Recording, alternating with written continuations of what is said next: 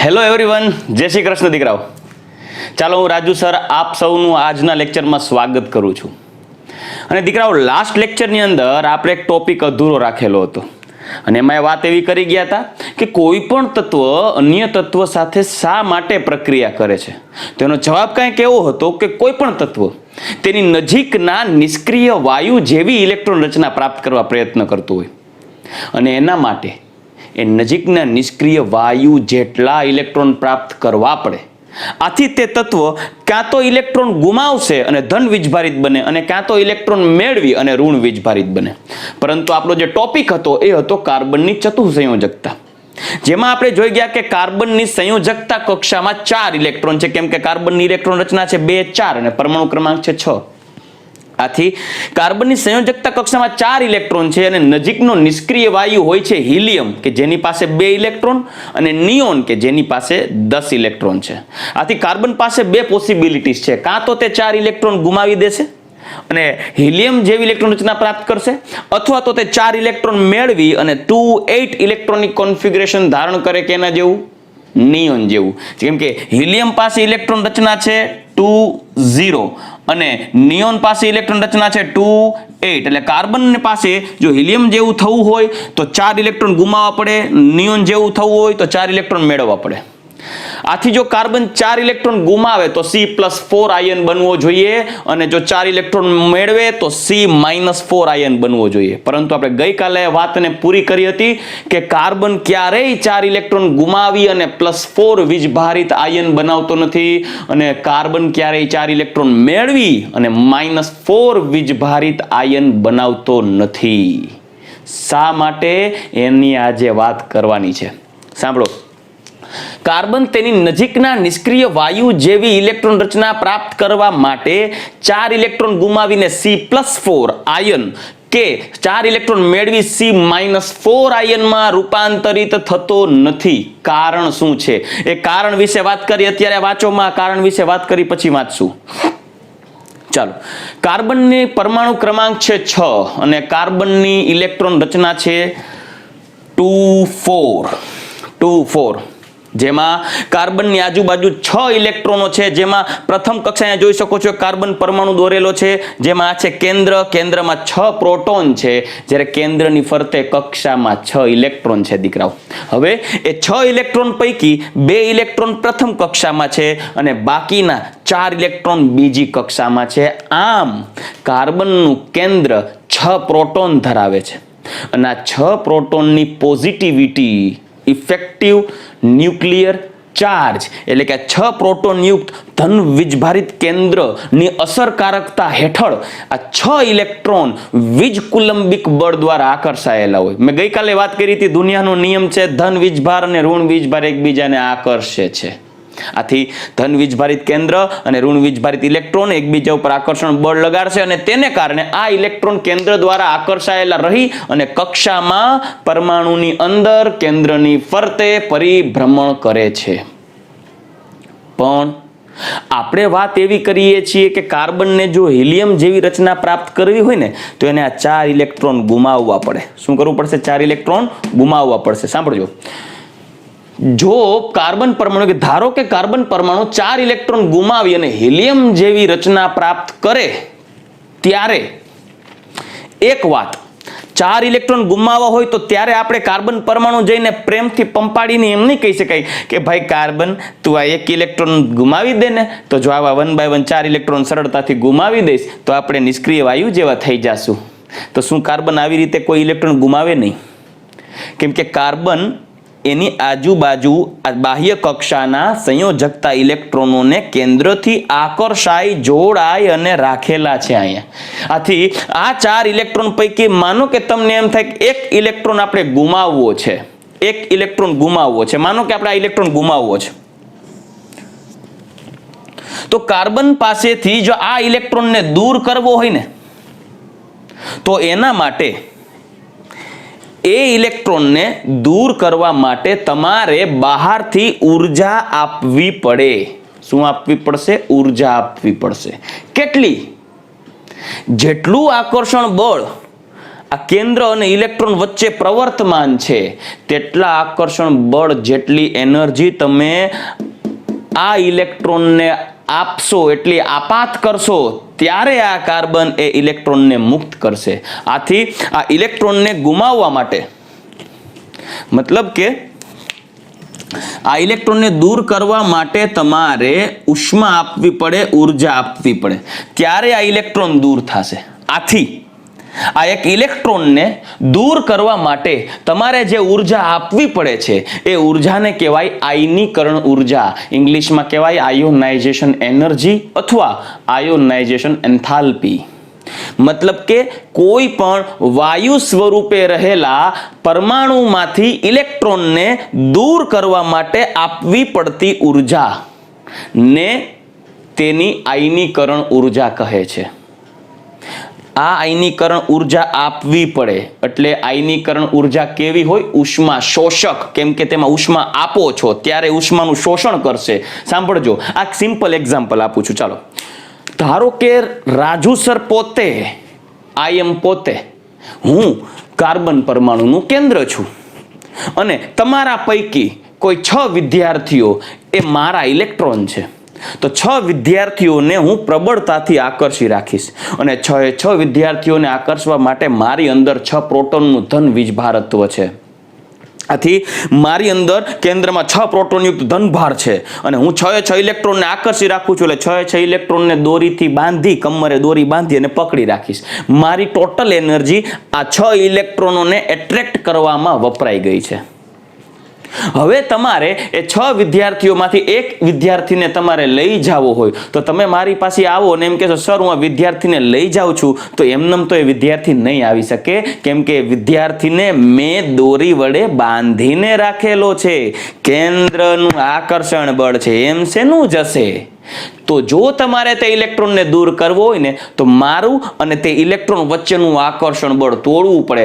મતલબ કે અમારી બંને વચ્ચેનું જે બંધન છે ઇલેક્ટ્રોસ્ટેટિક ફોર્સ દ્વારા, વીજકુલંબિક બળ દ્વારા, એ બંધનને તમારે તોડવું પડે. એટલે એટલીસ્ટ એ દોરીને તોડવા માટે વધારામાં વધારે કેટલી ઉર્જા પ્રોડ્યુસ કરશો તમે, કેટલી ઉર્જા ઉમેરશો? જેટલી તાકાતથી ઇલેક્ટ્રોન અને કેન્દ્ર જોડાયેલા છે, જેટલા બળથી જોડાયેલા છે, જે દોરી કેટલી મજબૂત છે તેને આધારે તમારે બહારથી ઉષ્મા આપવી પડશે. એટલે હું એ ઉષ્માનું શોષણ કરીશ એના જેવી વાત થાય. કેમ કે તમે ઉમેરો છો અને એક દોરી તૂટશે અને એક ઇલેક્ટ્રોન જશે. તો તે એ ઇલેક્ટ્રોનને દૂર કરવા માટે જે તમે ઉષ્મા ઉમેરેલી છે, ઉર્જા ઉમેરેલી છે, એ ઉર્જાને કહેવાય આયનીકરણ ઉર્જા. હવે એ આખી ઘટનામાં એક ઇલેક્ટ્રોન, પહેલો ઇલેક્ટ્રોન દૂર કરો છો એટલે એને પ્રથમ આયનીકરણ ઉર્જા કહેવાય. આથી આયનીકરણ ઉર્જા એટલે શું એ બાબત મારે તમને જરૂર કહેવી પડશે. આયનીકરણ ઉર્જા એટલે શું, હું અહીં નોટ ડાઉન કરું છું. આયનીકરણ ઉર્જા જેને સંજ્ઞા કહેવાય ડેલ્ટા IH. વાયુ સ્વરૂપે રહેલા કોઈ પણ પરમાણુમાંથી એક ઇલેક્ટ્રોનને દૂર કરવા માટે આપવી પડતી ઉર્જા. વાયુ સ્વરૂપે રહેલ પરમાણુમાંથી ઇલેક્ટ્રોનને દૂર કરવા માટે આપવી પડતી ઉર્જા ને તેની આયનીકરણ ઉર્જા કહેવાય. અને દીકરાઓ ખાસ બાબત, આયનીકરણ ઉર્જા એ ઉષ્મા શોષક હોય છે. ઉષ્મા શોષક, એન્ડોથર્મિક, ઉષ્માનું શોષણ કરે. હા, આ વ્યાખ્યા ઉપરથી તમને કદાચ એવું લાગશે કે સર તમે આમાં વાયુ સ્વરૂપે એવું કેમ લખ્યું? તો હું તમને એનું કારણ આપું. મારી પાસે માનો કાર્બન સોલિડ છે, પછી હું ભૂસી નાખીશ એક્ઝામ્પલ, એટલે ખાસ ધ્યાન રાખજો. મારી પાસે કાર્બન સોલિડ છે અને મારે જોઈ છે ખાલી આયનીકરણ ઉર્જા. મતલબ એ ઉર્જા કે જે માત્ર ઇલેક્ટ્રોનને દૂર કરવામાં જ વપરાયેલી છે, બીજે ક્યાંય નહીં. માત્ર એ જ ઉર્જા જોઈ છે. એક એક્ઝામ્પલ આપું. માની લ્યો કે તમે બજારમાં એક બુક લેવા જાઓ છો.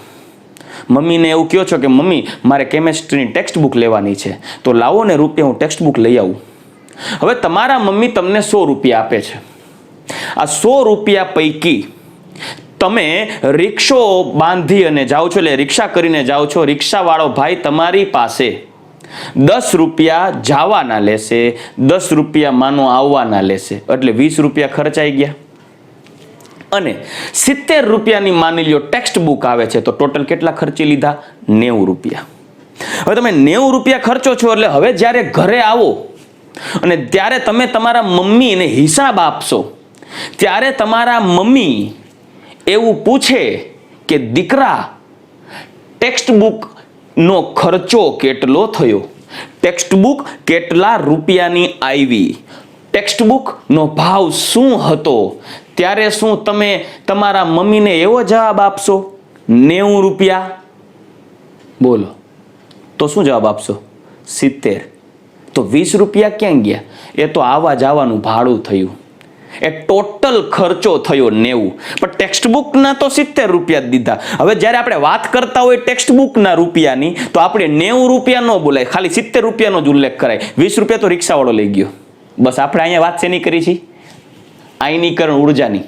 તો બીજી બધી જે વધારાની ઉર્જા આપતા હોય ને, એ ઉર્જાને ધ્યાનમાં નહીં લેવાની. માત્ર આયનીકરણ ઉર્જાની જ વાત કરવી હોય ને, ત્યારે માની લ્યો કે મારે કાર્બનનું આયનીકરણ કરવું છે, તો કાર્બન છે ઓરડાના તાપમાને સોલિડ છે, તો પહેલા એને ઉષ્મા આપી ગરમ કરો. ગરમ કરો એટલે કાર્બન સોલિડમાંથી બને કાર્બન લિક્વિડ. હજી ગરમ કરો તો કાર્બન ગેસ.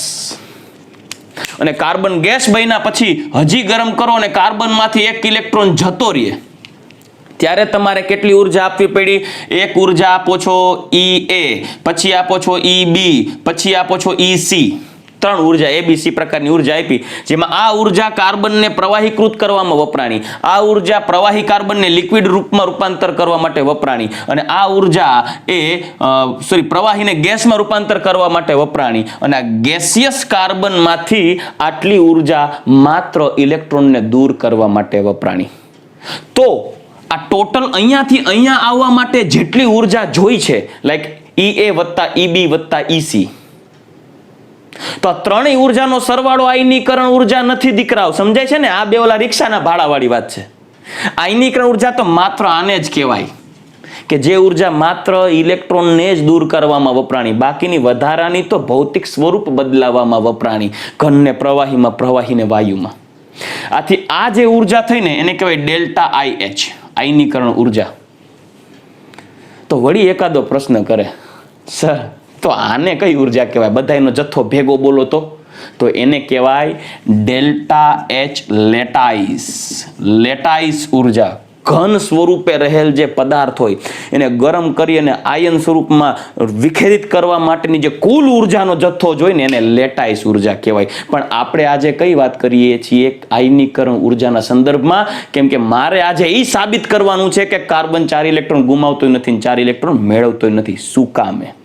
તો એના માટે હું આયનીકરણની વાત કરું છું કે કોઈ પણ વાયુ સ્વરૂપે રહેલા પરમાણુમાંથી ઇલેક્ટ્રોનને દૂર કરવા માટે આપવી પડતી ઉર્જાને એની આયનીકરણ ઉર્જા કહેવાય. મેં ક્લિયરિફિકેશન આપ્યું છે વાયુ સ્વરૂપે શા માટે લખ્યું છે. રેડી? એટલે આ ઇમ્પોર્ટન્ટ છે. આવી નાની વાત પણ માર્ક ખાઈ જાય. તમે જો અહીંયા વાયુ સ્વરૂપે લખતા ભૂલી ગયા એટલે આયનીકરણ ઉર્જાની વ્યાખ્યા ખોટી. એટલે ધ્યાનમાં રહે. ચાલો તો હવે વાત કરીએ કાર્બનમાંથી આ 1 ઇલેક્ટ્રોનને દૂર કરવું હોય ને ત્યારે ઉર્જા આપવી પડે, અને એ જે આપવી પડતી ઉર્જા છે તેને શું કહેવાય? આયનીકરણ ઉર્જા. હવે જોજો, સાંભળજો, મજા આવશે. કાર્બન પાસે અત્યારે કેન્દ્રમાં કેટલા પ્રોટોન્સ છે? તો કે કેન્દ્રમાં 6 પ્રોટોન છે. બધા કાર્બન પાસે કેન્દ્રમાં 6 પ્રોટોન છે. યાદ રાખજો, દરેકે દરેક કિસ્સામાં કાર્બન પોતાની પાસે 6 પ્રોટોન ધરાવે છે. મગજમાં રાખજો કેન્દ્રમાં, કેમ કે તમે આયનીકરણ કરો ને ત્યારે ઇલેક્ટ્રોન કાઢો છો, પ્રોટોન નહીં.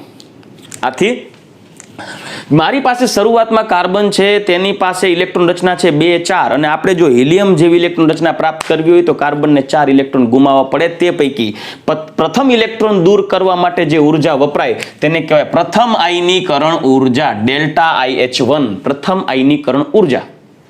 સમજાઈ ગયું? પણ તે દરમિયાન સાંભળજો, કાર્બન પાસે કેન્દ્રમાં 6 પ્રોટોન એઝ ઇટ ઇઝ છે. શરૂઆતમાં કેન્દ્રમાં 6 પ્રોટોન અને ફરતે 6 ઇલેક્ટ્રોન હતા. એના કારણે કાર્બનનું એક ચોક્કસ કદ હતું. 6 ઇલેક્ટ્રોનને આકર્ષી અને ચોક્કસ કક્ષામાં ગોઠવાય અને પરમાણુનું કુલ કદ હતું. પરંતુ હવે તમે એક ઇલેક્ટ્રોન ગુમાવી દેશે ને કાર્બન, ત્યારે હવે કાર્બનના કેન્દ્રમાં 6 પ્રોટોન તો એઝ ઇટ ઇઝ છે, એટલે કેન્દ્રનું ધનવીજ ભારત્વ તો એવું ને એવું છે. પણ હવે ફરતે નંબર ઓફ ઇલેક્ટ્રોન ઘટી ગયા. પહેલા 6 ઇલેક્ટ્રોન હતા, હવે 5 ઇલેક્ટ્રોન. તો હવે કેટલા ઇલેક્ટ્રોન બચે છે? 5. તો સાંભળજો, મારી ફરતે 6 વ્યક્તિઓને બાંધેલા હતા, એમાંથી એક વ્યક્તિને કાઢી નાખો તો મારા અંદર ઉર્જામાં તો કોઈ ફેરફાર નહીં થાય. ઉલટાનું શું થશે કે મારે જે એક વ્યક્તિને પકડવા માટે જે ઉર્જા વપરાતી હતી એ તો મારી પાસે બચી. તો હવે મારી એનર્જી ઘટી નથી, પણ બાકીના 5 ઇલેક્ટ્રોનનો મરો થઈ જાય.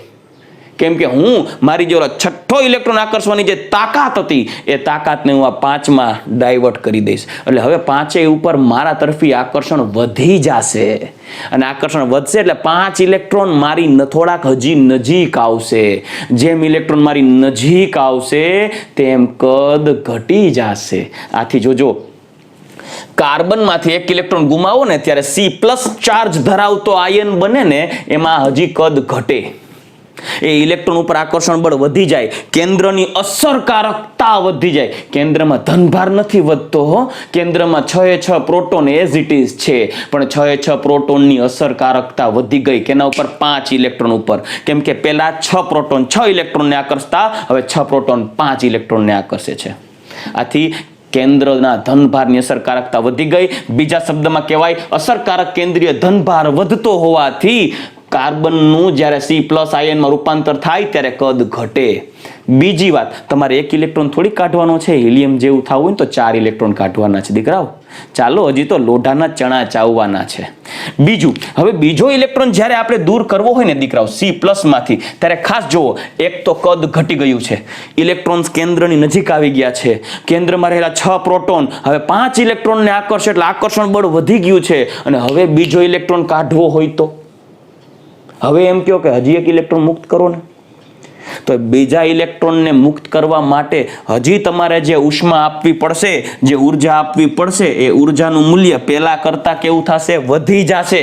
વધારે આપવું પડશે. કેમ કે 5 ઇલેક્ટ્રોન ઉપર આકર્ષણ બળ વધી ગયું હતું, અસરકારક કેન્દ્રીય ધનભાર વધી ગયો હતો. સિમ્પલ વસ્તુ મારી જ વાત કરતા, એક ઇલેક્ટ્રોન ગુમાવ્યા પછી, એક વ્યક્તિને ગુમાવ્યા પછી હું 5 વ્યક્તિને પ્રબળતાથી આકર્ષીને બેઠો ને હવે તમે બીજો વ્યક્તિ છોડાવવા આવો ત્યારે પહેલા વ્યક્તિને છોડાવવા માટે જેટલું બળ કરેલું હતું ને એના કરતાં થોડુંક વધારે બળ કરવું પડે, તો જ બીજો વ્યક્તિ લઈ જઈ શકશો. આથી આ બીજો ઇલેક્ટ્રોન ગુમાવવા માટે, હજી એક ઇલેક્ટ્રોન ગુમાવવા માટે જે ઉર્જા આપશો આને કહેવાય દ્વિતીય આયનીકરણ ઉર્જા. આ દ્વિતીય આયનીકરણ ઉર્જાનું મૂલ્ય પ્રથમ આયનીકરણ ઉર્જાના મૂલ્ય કરતા વધારે છે. કેમ કે અસરકારક કેન્દ્રીય ધનભારને કારણે કદ ઘટી ગયું હતું, ઇલેક્ટ્રોન ઉપર આકર્ષણ બળ કેન્દ્રનું વધી ગયું હતું.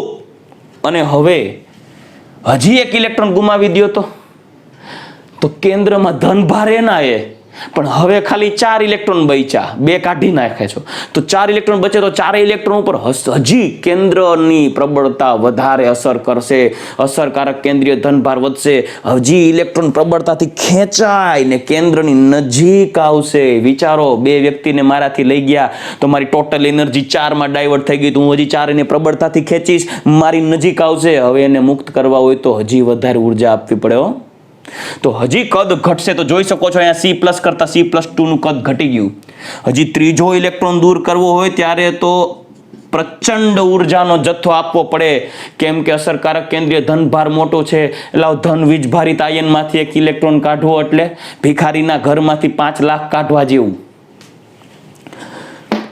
આમાંથી 3+2 છે. હવે ત્રીજો ઇલેક્ટ્રોન કાઢવો છે તો ત્રીજા ઇલેક્ટ્રોનને કાઢવા માટે હજી વધારે ઉર્જા આપવી પડશે. તેને કહેવાય તૃતીય આયનીકરણ ઉર્જા. આ તૃતીય આયનીકરણ ઉર્જા કાર્બનની દ્વિતીય આયનીકરણ ઉર્જા કરતા વધે. હવે જો કેન્દ્રમાં 6 પ્રોટોન એમનેમ રહેશે, પણ બાકી આમાં કેટલા બચે? ખાલી 3 ઇલેક્ટ્રોન, 2 1. આથી વિચાર તો કરો, કેન્દ્રમાં 6 પ્રોટોન એમનેમ પણ ઇલેક્ટ્રોન થઈ ગયા અડધા. એટલે પેલા જેટલા આકર્ષણ બળથી ઇલેક્ટ્રોન આકર્ષાતા એના કરતા ડબલ આકર્ષણ, તોડી નાખે એવું આકર્ષણ. બાકીના 3 ઇલેક્ટ્રોનને પ્રબળતાથી ખેંચી લઈશ. વિચાર કરો, પેલા 6 જણાને ખેંચી રાખતો તો હવે 3ને જ ખેંચું તો શું કરું? પકડીને એકદમ ખેંચીને નજીક લઈ લઈશ. કદ સાવ ઘટી જશે. વિચારો, કદ એકદમ ઘટી જશે, ઇલેક્ટ્રોન ઉપર આકર્ષણ બળ પ્રબળ થઈ જશે. કેમ કે અસરકારક કેન્દ્રીય ધનભાર વધશે. આથી C+3 બને ત્યારે જબરજસ્ત કદમાં રિડ્યુસ થશે. અને હવે આ C+3 માંથી હજી એક ચોથો ઇલેક્ટ્રોન કાઢવા માટે જે ઉર્જા આપવી પડે એ ઉર્જાનો જથ્થો પ્રચંડ આપવો પડે, એટલો બધો જથ્થો આપવો પડે કે પ્રેક્ટિકલી પ્રાયોગિક ધોરણે આટલી ઊંચી ઉષ્માનો જથ્થો આપવો બહુ જ મુશ્કેલ, લગભગ અશક્ય. આથી એ ચોથી આયનીકરણ ઉર્જા છે ઇલેક્ટ્રોનની, એ ચોથા ઇલેક્ટ્રોનને મુક્ત કરવા માટે આપવી પડતી ઉર્જા છે. ત્યારે કાર્બન આયન C+4 બનાવો તો કદ સાવ ઘટી જશે.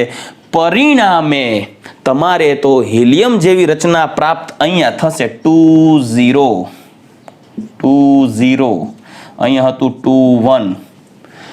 પણ હિલિયમ જેવી રચના પ્રાપ્ત કરવા માટે કાર્બનને એકી સાથે 4 ઇલેક્ટ્રોન ગુમાવવા પાસે એકી સાથે આ બધી ઘટના કરવી પડશે. ત્યારે કાર્બનને ટોટલ કેટલી એનર્જી વાપરવી પડશે દીકરાઓ? H1 H2 H3 H4 delta IH 1 2 3 4 ચારે ચાર આયનીકરણ ઉર્જાનો ઉપયોગ કરવો પડશે. તો વિચાર કરો, ચારેયનો જથ્થો ભેગો કરો, એટલી ઉર્જા આપો અને ક્યાંથી ક્યાં જવાનું છે. ત્યારે જે કુલ આયનીકરણ ઉર્જા આપવી પડે છે એનું મૂલ્ય એટલું બધું વધારે છે કે જે પ્રાયોગિક ધોરણે શક્ય નથી. આથી કાર્બન 4 ઇલેક્ટ્રોન ગુમાવી C+4 આયનમાં રૂપાંતરિત થઈ શકતો નથી, કેમ કે કાર્બનની 4 ઇલેક્ટ્રોન ગુમાવવા માટે આપવી પડતી કુલ આયનીકરણ ઉર્જાનું મૂલ્ય ખૂબ વધારે છે. તો એઝ ઇટ ઇઝ આવી જ ઘટના કંઈક ઇલેક્ટ્રોન પ્રાપ્તિ માટે પણ વિચારી શકાય. દીકરાઓ, આયનીકરણ ઉર્જામાં વાત કરી ગયા, તમે ઉષ્મા આપો છો એટલે ઉષ્મા શોષક પ્રક્રિયા થઈ, પરિણામે આપવી પડતી ઉષ્માનો જથ્થો વધારે હોવાથી આ ઉષ્મા શોષક પ્રક્રિયામાં આપવી પડતી ઉષ્માનું મૂલ્ય બહુ વધારે છે, જે પ્રાયોગિક ધોરણે અશક્ય હોવાથી કાર્બન 4 ઇલેક્ટ્રોન ગુમાવતો પણ નથી. આ ઉપરાંત as it is carbon 4 electron મેળવવા માટે જે ઉર્જાનો ફેરફાર થશે એને કહેવાય ઇલેક્ટ્રોન પ્રાપ્તિ ઉર્જા, ઇલેક્ટ્રોન ગેઇનિંગ એન્થાલ્પી. એનું મૂલ્ય પણ આની જેમ ખૂબ જ વધારે હોવાથી કાર્બન 4 ઇલેક્ટ્રોન મેળવી C-4 આયન પણ બનાવતો નથી. આથી કહી શકાય કે કાર્બન, હવે જોઈ શકો, કારણ કે 4 ઇલેક્ટ્રોન ગુમાવવા માટે જરૂરી આયનીકરણ ઉર્જા ડેલ્ટા IH અને 4 ઇલેક્ટ્રોન મેળવવા માટે જરૂરી ઉર્જાનો ફેરફાર ઇલેક્ટ્રોન પ્રાપ્તિ ઉર્જા ડેલ્ટા EGH ના મૂલ્ય ખૂબ જ વધુ છે, જે પ્રાયોગિક ધોરણે મુશ્કેલ છે. આથી કહી શકાય કે કાર્બન 4 ઇલેક્ટ્રોન ગુમાવી C+4 આયન કે કાર્બન 4 ઇલેક્ટ્રોન મેળવી C-4 આયનમાં રૂપાંતરણ પામતો નથી. તો કાર્બન કરે છે શું? અને નજીકના નિષ્ક્રિય વાયુ જેવું થવું છે, અષ્ટક રચના પૂર્ણ કરવી છે. તો યાદ રાખજો કાર્બન શું કરશે. આથી કાર્બન, સાંભળજો, આથી કાર્બન અષ્ટક રચના પૂર્ણ કરવા પોતાની સંયોજકતા કક્ષામાં રહેલ 4 ઇલેક્ટ્રોનને અન્ય પરમાણુ ના ઇલેક્ટ્રોન સાથે ભાગીદારીમાં રાખી સહસંયોજક બંધ બનાવશે. ચલો, આ મુદ્દો બહુ ઇમ્પોર્ટન્ટ છે દીકરાઓ. કાર્બન પરમાણુ અષ્ટક રચના પૂર્ણ કરવા માટે પોતાની સંયોજકતા કક્ષામાં જે 4 ઇલેક્ટ્રોનો છે એ 4 ઇલેક્ટ્રોનને ભાગીદારીમાં રાખશે અને અષ્ટક રચના પૂર્ણ કરવા પ્રયત્ન કરશે. કેમ કે ઇલેક્ટ્રોન મેળવી કે ગુમાવી તો શકતો નથી. આથી હંમેશા યાદ રાખજો, કાર્બન જ્યારે અન્ય કાર્બન પરમાણુ સાથે કે અન્ય કોઈ તત્વ સાથે જોડાશે ત્યારે સહસંયોજક બંધ દ્વારા 4 ઇલેક્ટ્રોનની ભાગીદારી કરી કુલ 4 સહસંયોજક બંધ બનાવી શકશે. એટલે કોઈ પણ કાર્બનિક સંયોજનનું સ્ટ્રક્ચર દોરતા હો ને દીકરાઓ, યાદ રાખજો કાર્બનની ચતુઃસંયોજકતા સંતોષાવી જોઈએ. કાર્બનની આજુબાજુ કુલ 4 બંધ હોવા જોઈએ. તો કાર્બન એ 4 સહસંયોજક બંધ બનાવે છે. આથી કાર્બન ચતુઃસંયોજકતા ધરાવે છે. આ વાત ક્લિયર થઈ. અને માત્ર સહસંયોજક બંધ બનાવે છે, એ C+4 કે -4 બનાવી શકતો નથી. પણ એ વાત તમને હું દોરીને સમજાવી શકું કે કાર્બન કઈ રીતે સહસંયોજક બંધ બનાવે. તો જોઈ શકો છો, એક આકૃતિ દોરી તમને સમજાવવા પ્રયત્ન કરું છું. અહીંયા દોરું છું. કાર્બન છે એ કાર્બન તેની સંયોજકતા કક્ષામાં 4 ઇલેક્ટ્રોન અહીંયા રાખેલા છે. હવે ધારી લ્યો કે એ હાઇડ્રોજન સાથે ભાગીદારી કરે છે. કેમ કે હાઇડ્રોજન પાસે એક ઇલેક્ટ્રોન છે. નજીકનો નિષ્ક્રિય વાયુ હિલિયમ, હિલિયમ જેવું થવા માટે હાઇડ્રોજનને પણ એક ઇલેક્ટ્રોનની જરૂર છે. આથી હાઇડ્રોજન પોતાની પાસે રહેલા એક ઇલેક્ટ્રોનને ભાગીદારીમાં અહીંયા રાખશે, બીજો હાઇડ્રોજન અહીંયા રાખશે, ત્રીજો હાઇડ્રોજન છે ઇલેક્ટ્રોન અહીંયા ભાગીદારીમાં રાખશે, ચોથો હાઇડ્રોજન ઇલેક્ટ્રોન અહીંયા ભાગીદારીમાં રાખશે. તો પરિણામી પ્રત્યેક હાઇડ્રોજન માટે જોશો તો ખ્યાલ આવશે કે પ્રત્યેક હાઇડ્રોજનમાં નિષ્ક્રિય વાયુ હિલિયમ જેવી ઇલેક્ટ્રોન રચના પ્રાપ્ત થઈ ગઈ. ભાગીદારીને કારણે તેની સંયોજકતા કક્ષામાં 2 ઇલેક્ટ્રોન થઈ ગયા. જ્યારે કાર્બનની વાત કરીએ ને તો કાર્બન પાસે સંયોજકતા કક્ષામાં કુલ 8 ઇલેક્ટ્રોન થઈ ગયા. જો દીકરાઓ ખાસ યાદ રાખજો, સંયોજકતા કક્ષાના જે ઇલેક્ટ્રોન છે કયા? આ 4 છે. તો કાર્બનની અષ્ટક રચના થઈ ગઈ. જુઓ કેટલા ઇલેક્ટ્રોન થઈ ગયા? 2 4 6 8. આથી કયો અણુ બની ગયો? CH4, methane. આથી કાર્બન આવી રીતે જુદા જુદા કાર્બન પરમાણુ સાથે કે હાઇડ્રોજન પરમાણુ સાથે કે નાઇટ્રોજન પરમાણુ સાથે કે ઓક્સિજન પરમાણુ સાથે કે હેલોજન પરમાણુ સાથે ઇલેક્ટ્રોનની ભાગીદારી કરી સહસંયોજક બંધ બનાવી અસંખ્ય સંયોજનોનું નિર્માણ કરે છે, જેનો અભ્યાસ કાર્બનિક રસાયણ વિજ્ઞાનમાં કરવાનો છે. તો ચાલો આ કાર્બનની ચતુઃસંયોજકતાનો ઉપયોગ કરીએ અને આપણે આગળ આલ્કેન વિશે વાત કરીએ, હાઇડ્રોકાર્બન વિશે વાત કરીએ. ચાલો દીકરાઓ, હવે કાર્બન તેની ચતુઃસંયોજકતાને કારણે જુદા જુદા કાર્બનિક સંયોજનો બનાવે છે, અને જે પૈકી સૌથી સરળ કાર્બનિક સંયોજનો હોય છે અને એ છે હાઇડ્રોકાર્બન. એકચ્યુઅલી દીકરાઓ કોઈ પણ કાર્બનિક સંયોજનની બનાવટ કરવા માટે મૂળભૂત પાયાનો જે પ્રક્રિયક લેવો પડતો હોય છે એ પાયાનો પ્રક્રિયક હાઇડ્રોકાર્બન છે. Petrol, diesel, kerosene, petroleum gases આ બધા પદાર્થ એક પ્રકારના હાઇડ્રોકાર્બન છે, જેમાં કાર્બનની ટૂંકી શૃંખલાથી લાંબી શૃંખલા સુધી, કાર્બનની સરળ શૃંખલાથી જટિલ શાખિત શૃંખલા કે ચક્રીય શૃંખલાઓનો પણ, ચક્રીય સંયોજનોનો પણ સમાવેશ થાય છે. દીકરાઓ, આપણે હાઇડ્રોકાર્બન કેને કહેવાય? તો કે ભાઈ એવા સંયોજનો કે જેના બંધારણમાં માત્ર ને માત્ર કાર્બન અને હાઇડ્રોજન જ હોય. માત્ર કોણ? કાર્બન અને હાઇડ્રોજન. તમે જોઈ શકો છો જેના બંધારણમાં માત્ર કાર્બન અને હાઇડ્રોજન હોય. જ્યારે એને આપણે વર્ગીકૃત કરીએ ને દીકરાઓ, ત્યારે મુખ્યત્વે એને 2 ભાગમાં વર્ગીકૃત કરી શકાય. એક એલિફેટિક હાઇડ્રોકાર્બન અને બીજું aromatic hydrocarbon. Aliphatic hydrocarbon, aromatic hydrocarbon. તમારી પાસે કોઈ હાઇડ્રોકાર્બન છે, એ હાઇડ્રોકાર્બન એલિફેટિક છે કે એરોમેટિક? એલિફેટિક છે કે એરોમેટિક? આ 2 ભાગમાં વર્ગીકૃત કરીએ છીએ. એમાં આગળ શું આવે છે એ પછીની વાત છે. પણ તમને એટલો ખ્યાલ હોય કે દીકરાઓ હાઇડ્રોકાર્બન છે 2 ટાઈપના છે, એલિફેટિક અને એરોમેટિક. તો આ બેયમાં હું તમને એમ કહું, હાલો છોકરા હાલ્યો આ હાઇડ્રોકાર્બન છે, નક્કી કરો કોણ છે. તો તમારા મગજમાં પહેલો પ્રશ્ન હોય, સર એલિફેટિક છે કે એરોમેટિક? તો તમારે કાંઈ નથી કરવાનું. તમારે એ હાઇડ્રોકાર્બન માટે પરખ કરવી પડશે, અને એના માટે તમારે ઘરે પોર્સેલિનનો એક પીસ લેવાનો છે. તમે કહેશો જો કઈ રહી, હવે આ પોર્સેલિન પીસ ક્યાંથી લેવા જાઓ? કાંઈ નહીં કરવાનું, મમ્મીને ખબર ન પડે એમ કાચની રકાબી લઈ લેવાની, ભડીંગ દઈને ફોડી નાખવાની, અને એનો જે કટકો હોય, એક પીસ હોય, એને કહેવાય પોર્સેલિનનો એક કટકો. એ કાચની રકાબી ફોડો, પછી મમ્મીને ખબર પડે અને જે થાય એ તમારો પ્રશ્ન, મારો નહીં, તમે મેનેજ કરી લેજો. પણ એ પોર્સેલિનનો એક કટકો લ્યો અને તેને સીધા બર્નર ઉપર ગરમ કરવા માટે તમારે પહેલા એને સાણચીથી પકડો, ચીપિયાથી પકડો, અને તેના ઉપર 1 પિંચ એટલે કે 1 ચપટી, અને જો લિક્વિડ ફોર્મમાં હોય તો 1 ડ્રોપ હાઇડ્રોકાર્બન મૂકો, અને તમે એને સીધી બર્નરની કે ગેસની ફ્લેમ ઉપર તમે એને ગરમ કરશો. ત્યારે જ્યારે હાઇડ્રોકાર્બન સળગશે પોર્સેલિનના પીસ ઉપર, ત્યારે જો એ ધુમાડા વગરની જ્યોતથી સળગે ને, ધુમાડા વગરની જ્યોત, ચોખવટ કરું છું, ધુમાડા વગરની જ્યોતથી સળગે તો તે એલિફેટિક હાઇડ્રોકાર્બન છે એવું નક્કી થાય.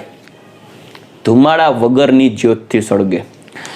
પણ જો એ એરોમેટિક સંયોજન હશે ને તો કાળા ધુમાડાવાળી જ્યોતથી સળગશે, કાળા ધુમાડાની ડમરી ચડશે. જેમ ટાયર સળગે ને કેમ કાળો ધુમાડો ઉત્પન્ન થાય, એવી કાળા ધુમાડાવાળી જ્યોતથી સળગે તો સમજી લેવાનું કે એરોમેટિક હાઇડ્રોકાર્બન છે, એરોમેટિક. બરાબર? તો આ એરોમેટિક શબ્દ છે, સ્પેશિયલ એક હાઇડ્રોકાર્બનનો એક અલગ વર્ગ છે, તેના વિશે આપણે ડિટેલમાં ચર્ચા પછી કરશું જ. તે આ ચેપ્ટરમાં આપણે આગળ વધશું ત્યારે આનો પણ ઉલ્લેખ કરશું. પણ એ એરોમેટિક શબ્દ આવ્યો છે એરોમા ઉપરથી, અને એરોમાનો મતલબ થાય છે ફ્રેગ્રન્સ, સુગંધ. દરેકે દરેક એરોમેટિક પદાર્થને પોતાની એક વિશિષ્ટ સુવાસ હોય છે. દાખલા તરીકે બેન્ઝીન છે એક એરોમેટિક સંયોજન છે, તો બેન્ઝીન છે, આ બેન્ઝીન એ કેરોસીન જેવી વાસ ધરાવે. નેપ્થેલિનને પણ એક પોતાની વિશિષ્ટ વાસ છે, જેમાં 6 મેમ્બરની રિંગ કનેક્ટેડ હોય. તમે ઘરે ફિનાઇલની ગોળી જોઈ હશે, ફિનાઇલની ગોળી બરાબર આપણે કબાટમાં રાખતા હોય, ફિનાઇલની ગોળી એક નેપ્થેલિનની જ ગોળી છે, એ નેપ્થેલિન જ છે. તેની પોતાની એક વિશિષ્ટ વાસ હોય. તમને એની સ્મેલ આવે ત્યારે તમે તરત બોલો છો કે ફિનાઇલની ગોળીની સ્મેલ આવે છે. એ એરોમેટિક સંયોજન છે. આ ઉપરાંત ફિનોલની વાત કરું તો ફિનોલમાં લાઈફબોય સાબુ જેવી સ્મેલ આવે. રિયાલિટી એવી છે કે ફિનોલ એક એન્ટિસેપ્ટિક સબસ્ટન્સ પણ છે, ચેપનાશક. એટલે એ લાઈફબોય સાબુની બનાવટમાં ફિનોલનો ઉમેરો કરવામાં આવે છે, એટલે લાઈફબોય સાબુમાં ફિનોલની સ્મેલ આવે છે, નહીં કે ફિનોલમાં લાઈફબોય સાબુની. કેમ કે લાઈફબોય સાબુ, અને એ પણ સ્પેશિયલી કહું છું, લાલ કલરનો જે લાઈફબોય સોપ આવે છે, રેડ કલરનો, એની અંદર ફિનોલ હાજર હોય છે, એટલે જેની જે સ્મેલ છે એ ફિનોલની સ્મેલ છે. દરેકે દરેક એરોમેટિક સંયોજનો પોતાની વિશિષ્ટ સુવાસ ધરાવે છે, આથી તેને એરોમેટિક સંયોજન કહેવાય. એરોમા વર્ડ ત્યાંથી આવ્યો છે. પણ યાદ રાખજો દીકરાઓ, લિમિટેડ ક્વોન્ટિટીમાં ઉપયોગ થવો જરૂરી છે, કારણ કે બધા જ એરોમેટિક સંયોજનો કાર્સિનોજેનિક હોય, કેન્સરકારક. પણ આપણે આના વિશે આપણે ચર્ચા ભવિષ્યમાં કરશું. આપણો મેઇન ઇન્ટેન્શન છે એલિફેટિક. એલિફેટિકમાં મુખ્યત્વે 2 પ્રકાર હોય, સંતૃપ્ત એટલે કે સેચ્યુરેટેડ હાઇડ્રોકાર્બન અને અનસેચ્યુરેટેડ હાઇડ્રોકાર્બન.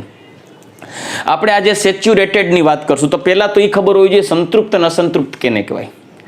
જે હાઇડ્રોકાર્બનના બંધારણમાં પ્રત્યેક કાર્બન માત્ર કાર્બન કાર્બન સિંગલ બોન્ડથી કનેક્ટેડ હોય, માત્ર કાર્બન કાર્બન સિંગલ બોન્ડ, મતલબ એમાં દ્વિબંધ કે ત્રિબંધ હોય જ નહીં, એવા હાઇડ્રોકાર્બન છે સંતૃપ્ત હોય. જ્યારે અસંતૃપ્ત હાઇડ્રોકાર્બનમાં કાર્બન કાર્બન ડબલ બોન્ડ અથવા તો કાર્બન કાર્બન ટ્રિપલ બોન્ડ હોય. કાર્બન કાર્બન ડબલ બોન્ડ અથવા તો કાર્બન કાર્બન ટ્રિપલ બોન્ડ હોય તેવા હાઇડ્રોકાર્બન અસંતૃપ્ત કહેવાય. એકચ્યુઅલી જે સિગ્મા સિંગલ બોન્ડ હોય ને, સિંગલ બોન્ડ, એને કહેવાય સિગ્મા બંધ. કયો બંધ કહેવાય? સિગ્મા બંધ. જ્યારે ડબલ બોન્ડ કે ટ્રિપલ બોન્ડ હોય ને, ત્યારે ડબલ બોન્ડમાં એક હોય સિગ્મા બંધ અને બીજો હોય પાઈ બંધ. અને ટ્રિપલ બોન્ડ હોય ને, ટ્રિપલ બોન્ડ, એમાં એક સિગ્મા બંધ અને 2 પાઈ બંધ હોય. ચલો હવે અહીંયા પ્રશ્ન બીજો થાય, સર આ સિગ્મા બોન્ડ અને પાઈ બોન્ડ શું છે, ટ્રિપલ બોન્ડ ડબલ બોન્ડ કઈ રીતે બને? આ બધા પ્રશ્નોનો જવાબ તમને મળશે સંકરણ એટલે કે હાઇબ્રિડાઇઝેશનની થિયરીમાં. જે આપણે આ ટોપિક પૂરો કરશું એટલે સીધું હાઇબ્રિડાઇઝેશન ઉપર જ જાશું, ત્યારે બધું ક્લિયર થઈ જશે, ડોન્ટ વરી. પણ એક વસ્તુ ક્લિયર રાખવી કે જે હાઇડ્રોકાર્બનના બંધારણમાં બધા સિંગલ બોન્ડ જ હોય, એક સિંગલ બોન્ડથી કનેક્ટેડ હોય ને, તો એ સંતૃપ્ત હાઇડ્રોકાર્બન કહેવાય. અને આ સંતૃપ્ત હાઇડ્રોકાર્બન એટલે આલ્કેન. જ્યારે અસંતૃપ્ત હાઇડ્રોકાર્બનમાં કાર્બન કાર્બન વચ્ચે ડબલ બોન્ડ કે ટ્રિપલ બોન્ડ હોય, ત્યારે જો ડબલ બોન્ડ હોય, કાર્બન કાર્બન ડબલ બોન્ડ હોય તો તેને કહેવાય આલ્કીન, અને ટ્રિપલ બોન્ડ હોય તો એને કહેવાય આલ્કાઇન. રેડી? તો આજે આપણે સૌ પ્રથમ આલ્કેન વિશે આગળ વધીએ. સ્પીડ રાખીએ દીકરાઓ, આલ્કેન ઉપર વાત કરીએ. આલ્કેન હાઇડ્રોકાર્બન એક સંતૃપ્ત હાઇડ્રોકાર્બન છે, સાંભળજો, સેચ્યુરેટેડ. પણ આલ્કેન, આલ્કીન, આલ્કાઇન શબ્દ પકડજો, આગળ એક કોમન વર્ડ આવે, આલ્ક આલ્ક આલ્ક આલ્ક, પણ પાછળનો પ્રત્યય એટલે સફિક્સ બદલે છે. Alkane N, alkene in, alkyne આઇન છે, કેન ઇન આઇન, એન ઇન આઇન, પ્રત્યય બદલે. હાઇડ્રોકાર્બનના બંધારણને આધારે તેના નામ માટે પ્રત્યય બદલે છે. આગળના વર્ડ્સ કોમન આવે છે. આલ્કેન માટે આલ્કેન, આલ્કીન, આલ્કેન, આલ્ક આલ્ક આલ્ક કોમન આવ્યું. એ કઈ રીતે નામ આપવામાં આવે છે એની વાત કરું અને આલ્કેનના બંધારણ અંગે ચર્ચા કરું. સૌપ્રથમ IUPAC એ નિયમો બનાવેલા છે કોઈ પણ કાર્બનિક સંયોજનોના નામકરણ માટે. પણ એ નામકરણ સમજવા માટે હાઇડ્રોકાર્બન જાણવું જરૂરી છે. એટલે આપણે આ ગધા મજૂરી કરીએ છીએ. ભલે આ ચોપડીની અંદર અત્યારે ડિટેલમાં કંઈ આપેલું નથી, પણ આપણે કરવું જરૂરી છે, કેમ કે સ્ટ્રોંગ બનવાનું છે આ કોન્સેપ્ટની અંદર. કોઈ પણ ગ્રીક વર્ડ ઉપરથી આ બધું આવશે. કોઈ પણ કાર્બનિક સંયોજન હાઇડ્રોકાર્બનમાં બંધારણમાં જો એક જ કાર્બન હોય ને, સાંભળજો, હાઇડ્રોકાર્બનના બંધારણમાં એક કાર્બન હોય ને, ખાલી એક, તો એના નામ માટે તમારે વર્ડ યુઝ કરવો પડશે મિથ. મિથ, મિથ નહીં, મિથ, મિથ. બરાબર, સાંભળજો. ખોડો, meth, eth, prop, but, pent, hex, hept, oct, non, dec. બરાબર, મિથ. 2 કાર્બન હોય, હાઇડ્રોકાર્બનની શૃંખલામાં 2 કાર્બન હોય તો ઇથ, 3 કાર્બન હોય તો પ્રોપ, 4 કાર્બન હોય તો બ્યુટ, 5 કાર્બન હોય તો પેન્ટ, 6 કાર્બન હોય તો હેગ્સ, 7 હોય તો હેપ્ટ, 8 હોય તો ઓક્ટ, 9 હોય તો નોન, 10 કાર્બન હોય તો dec. Meth, eth, prop, but, pent, hex, hept, oct, non, dec. તમને બ્યુટ સુધી પ્રશ્ન છે, pent, hex, hept, oct, non, dec થી તો પરિચિત હશો. યાદ રાખજો, 1 કાર્બન હોય તો મિથ, 2 કાર્બન હોય તો ઇથ, 3 કાર્બન હોય તો પ્રોપ, 4 કાર્બન હોય તો બ્યુટ, 5 એ પેન્ટ, 6 કાર્બન હોય તો હેગ્સ, 7 હોય તો હેપ્ટ, 8 હોય તો ઓક્ટ, 9 હોય તો નોન, 10 હોય તો ડેક. કેમાં? હાઇડ્રોકાર્બનના બંધારણમાં. હવે તમે જ્યારે આલ્કેન સંયોજનની વાત કરો ને, આલ્કેન સંયોજન, ત્યારે એ પ્રત્યેક આલ્કેન સંયોજન સંતૃપ્ત હોવાથી તેના બંધારણમાં રહેલા પ્રત્યેક કાર્બન એક બંધથી જોડાયેલો. કાર્બન કાર્બન વચ્ચે સિંગલ બોન્ડ હોવો જોઈએ. શું હોવું જોઈએ? Single bond. ત્યારે એ આલ્કેનના નામકરણ કરતી વખતે તેના નામની પાછળ પ્રત્યય લાગશે એન. શું લાગશે? એન. તો હવેનું બંધારણ જોઈએ. જુઓ, બંધારણની વાત કરીએ તો 1 કાર્બન હોય તો સિંગલ 1 કાર્બન લખવાના થશે. 2 કાર્બન હોય તો 1 અને 2 બે કનેક્ટ કરો. 3 કાર્બન હોય ત્યારે 1 2 3 જોડી દઈએ. 4 કાર્બન હોય ત્યારે 1 2 3 4. ચાલો, રેડી. 5 કાર્બન હોય તો 1 2 3 4 5. આવી રીતે જોડતા જઈએ. ત્યારે આ જોડી તો દઈએ, પણ આ રીતે બંધારણ થોડી દોરે, સાચું બંધારણ દોરવું પડે. તો એના માટે કાર્બનની મેં હમણાં જ વાત કરી ગયા, ચતુઃસંયોજકતા સંતોષાતી હોવી જોઈએ. તો હાઇડ્રોકાર્બનમાં આલ્કેન સંયોજનોમાં કાર્બન જ્યારે અન્ય કાર્બન સાથે સિંગલ બોન્ડથી જોડાય છે ત્યારે બાકીની સંયોજકતા સંતોષવા માટે હાઇડ્રોજનનો ઉપયોગ કરવો. જેટલી સંયોજકતા બાકી હોય ને તેટલા હાઇડ્રોજન જોડી દેવાના. સહસંયોજક બંધથી જોડાતા હોય ઇલેક્ટ્રોનની ભાગીદારીથી. કઈ રીતે ભાગીદારી થાય, કયું સંકરણ થાય, ફલા ઢીકડા પૂછડા, આગળ બધું આવશે. અત્યારે જસ્ટ બંધારણ ઉપર ફોકસ કરો. ચાલો, હવે હાઇડ્રોજનને આપણે ઉમેરવો પડશે. તો અહીંયા કાર્બનની સંયોજકતા 4 એ 4 બાકી છે, તો અહીંયા આપણે 4 હાઇડ્રોજન જોડી દઈએ. તો ઓવરઓલ જે અણુની રચના થઈ, કેટલા કાર્બન છે આ બંધારણમાં? 1. ચલો, 1 પ્રમાણે મિથ, અને આમાં ક્યાંય ડબલ બોન્ડ નથી. આ આલ્કેન યુઝ થશે, પ્રત્યય લાગશે એન, એટલે આનું નામ થશે મિથેન. મિથેન. હવે સમજાણું? મિથેન વર્ડ આવ્યો. 2 કાર્બન છે તો 2 કાર્બન સિંગલ બોન્ડ થી કનેક્ટેડ છે, એટલે આ કાર્બન પાસે એક બંધ તો બની ગયો, એટલે એક સંયોજકતા તો સંતોષાઈ ગઈ. બાકી કેટલી વધી? 3. 4 હોવી જોઈએ ને. તો આ કાર્બનની એક સંયોજકતા પૂરી થઈ, બાકીની 3 સંયોજકતા પૂરી કરવા માટે 3 હાઇડ્રોજન જોડી દીધા, CH3. આ કાર્બન પાસે એક બંધ બનેલો છે, જો આ બે વચ્ચે કોમન બંધ છે, તો આ બંધ છે. બાકીના 3 સંયોજકતા પૂરી કરવા માટે 3 હાઇડ્રોજન જોડી દઈએ. કેટલા કાર્બન છે ટોટલ? 2 કાર્બન છે. તો 2 કાર્બન પ્રમાણે કયો શબ્દ પકડવાનો છે? ઇથ. ઇથ પ્રમાણે સિંગલ બોન્ડ, ડબલ બોન્ડ નથી, એટલે પ્રત્યય શું આવશે? એન. તો ઇથેન. ચાલો, 3 કાર્બન સંયોજકતા પૂરી કરો. પહેલા કાર્બન સિંગલ બોન્ડ થી કનેક્ટેડ છે, એક સંયોજકતા પૂરી, 3 બાકી, નાખો 3 હાઇડ્રોજન, CH3. આ કાર્બન 2 બંધ બની ગયા, મતલબ 2 સંયોજકતા પૂરી થઈ, બાકીની 2 પૂરી કરવા માટે H2. અને આ કાર્બનમાં 1 બંધ છે, બાકીની 3 પૂરી કરવા માટે 4 હોવા જોઈએ ને બંધ, 4 સંયોજકતા. એક સંયોજકતા બંધથી સંતોષાઈ ગયેલી, બાકીની 3 સંયોજકતા ઉમેર CH3. ટોટલ કેટલા કાર્બન જુઓ? CH3 CH2 CH3. તો 3 કાર્બન અનુસાર પ્રોપ, પાછળ પ્રત્યય એન, તો નામ આવશે પ્રોપેન. રેડી? ચાલો, તો હવે તમારી રીતે વિચારો. 4 કાર્બન, બ્યુટ શબ્દ આવશે. હાઇડ્રોજનની સંયોજકતા પૂરી કરવા માટે છેડાના કાર્બનમાં ઓલવેઝ 3 કાર્બન નાખવા પડે, 3 હાઇડ્રોજન, સોરી. કેમ કે છેડાના કાર્બનમાં એક જ બંધથી સંયોજકતા સંતોષાયેલી હોય, બાકીની 3 ખુલ્લી હોય. આથી અહીંયા નાખીએ CH3. અહીંયા 2 બંધ છે કાર્બનની આજુબાજુ, જુઓ 2 બંધ છે, તો બાકીના 2 સંતોષવા માટે અહીંયા નાખશું H2. આ કાર્બનને 2 બંધ છે, 2 સંયોજકતા બાકી, H2. આ કાર્બનની ફરતે 1 બંધ છે, 3 બાકી, H3. તો 4 કાર્બન બધા સિંગલ બોન્ડ થી કનેક્ટેડ છે, સંતૃપ્ત હાઇડ્રોકાર્બન. 4 કાર્બન અનુસાર નામ આવશે બ્યુટ. પ્રત્યય લગાડો એન, બ્યુટેન. બ્યુટેન.